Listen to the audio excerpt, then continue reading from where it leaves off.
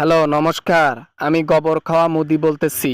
আমি ডেইলি ৩ বেলা করে গোবর খাই। সেই মোদি বলতেছি। কে বলতেছেন? হ্যালো? আমি বাংলাদেশ থেকে আসিফ মাহমুদ ফোন করছি। আসিফ মাহমুদ চিনো তো নাকি? আমাকে তো চিনার কথা।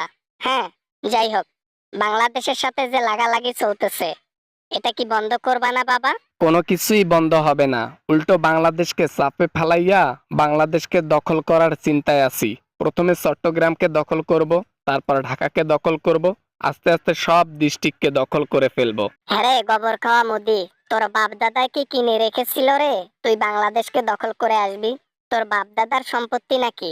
হ্যাঁ, এই 16টা বছর যে স্বৈরাচারের হাতে দেশ ছিল তখন তোর বাপ দাদার ছিল। স্বৈরাচার পতন হয়েছে, এখন আর নিজের জমি বলে দাবি করবি না বাংলাদেশকে। আমার বাবার সম্পত্তি। আমার মা ওইখানে হাজার হাজার মানুষকে পিছন মারা দিয়ে এসেছে, যার কারণে বাংলাদেশকে নিজের বলে দাবি করি। তা বাংলাদেশের জনগণ আমার বাপ হইল না, তো তাদের কাছে এটা দাবি করব না, তে কার কাছে করব দাবি? বাংলাদেশের পাবলিক তোমার মারে পিছন মারছে না, এজন্য দাবি করতেছ।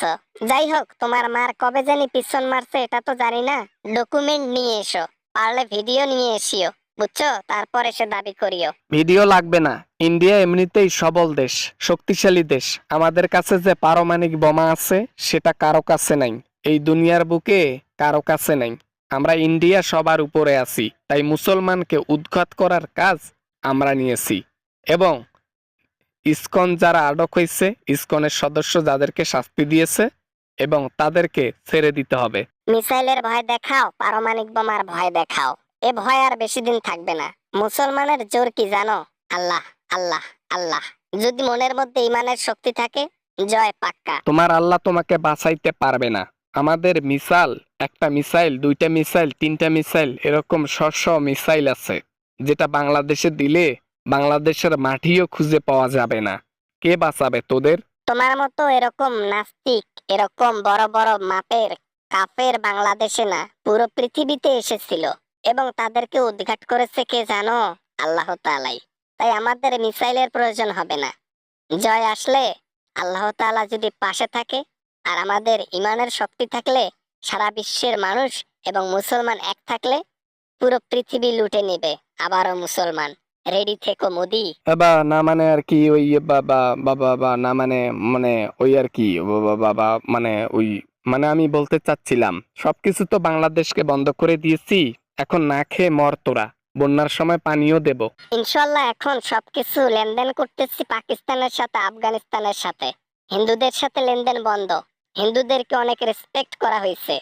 না হলে কি আর আন্দোলনের সময় মন্দিরে গিয়ে মুসলমান পাহারা দিত? আজকে সম্মানের দাবি আর সম্মানের দাম এইভাবে যে দেবে হিন্দুরা, সেটা বুঝতে পারি নাই। তবে এইটা রিয়েলাইজ করার দরকার ছিল যে বেধর্মী কখনো মুসলমানের বন্ধু হতে পারে না। আর বেশি দিন নাই, বাংলাদেশকে লুটপাট করার জন্য রেডি হচ্ছি। আমাদের সেনাবাহিনীকে পাঠাই দেব পুরো চট্টগ্রাম, পুরো ঢাকা, এক একে সব ডিস্ট্রিক্টকে একবারে মনে করো যে হাতের কবলে নিয়ে নেবে। রেডি থাকিও বাংলা। মৃত্যুর জন্য সবসময় রেডি আছি, আপনারাও রেডি থাকিয়েন। আমাদের লাঠির জোর আর আপনাদের মিসাইলের জোর, দেখবো কার জোর কত দূর। আল্লাহ পাশে আছে না, ভরসা থাকলেই যথেষ্ট। এরকম এরকম দেশ, এরকম হিন্দু, এরকম বিধর্মী সব উপরে উঠে যাবে অটোমেটিক। সবকিছু নির্দেশ কার হবে জানেন? আল্লাহ তাআলার। ইমানের শক্তি দিয়ে যুদ্ধে জয় লাভ করবো ইনশাআল্লাহ।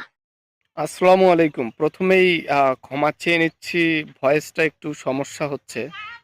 এটার একটা বিশেষ কারণ আছে, সেটা হচ্ছে আমার গলাতে একটু ঠান্ডা লাগছে, যার কারণে একটু কথা বলতে অসুবিধা হচ্ছে, আর কণ্ঠটা কেন জানি একটু ভারী বা একটু কেমন জানি লাগছে। যাই হোক, অসুস্থতা নিয়ে ভিডিও করছি, জানি না কেমন হয়েছে। ভালো লাগলে অবশ্যই লাইক করবেন, আর চ্যানেলে নতুন হয়ে থাকলে অবশ্যই চ্যানেলটি সাবস্ক্রাইব করবেন, পাশে থাকবেন, ভালোবাসা দিবেন। ধন্যবাদ সবাইকে।